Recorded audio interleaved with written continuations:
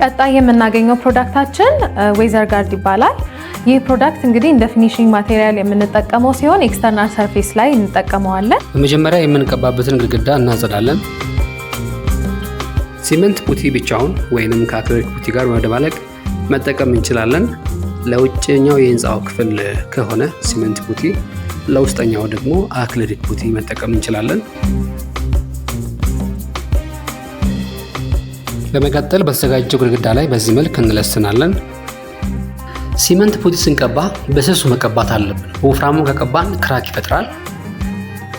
ወል ፕራይመር በብሩሽ ወይም በሮለር መቀባት እንችላለን። ወል ፕራይመር የሚቀባበትን ቦታ በመያዝ በኋላ ላይ ለምንቀባቸው ቀለሞች ምቹ ያደርግልናል።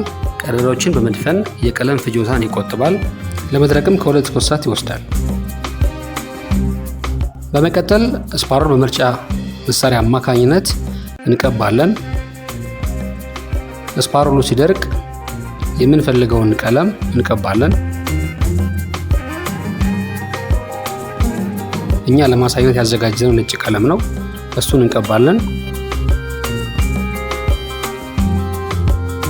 ከዛም ዌዘር ጋርድ በብሩሽ ወይንም በሮለር መቀባት እንችላለን። ዌዘር ጋርድ ሰርፌስ ድራይ እንዲሆን ያደርጋል። እንደ ወተር ፕሩፊንግም ያገለግላል። በማንኛውም ቴክስቸር ላይ መቀባት ይቻላል። በብዙ የቀለም አማራጮች ይመረታል።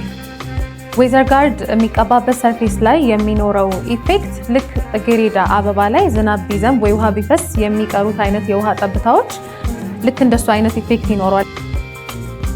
ዌዘር ጋርድን አባይ ኤስዲ ቀለም ጋራ በ3.5 ሊትር እንዲሁም በ16 ሊትር አማራጭ ያገኙታል። አባይ ኤስዲ ቀለም ሁሉንም በጥራት። ስለ ምርትና አገልግሎታችን የበለጠ መረጃን ለማግኘት የዩቲዩብ ፔጃችንን ይከታተሉ።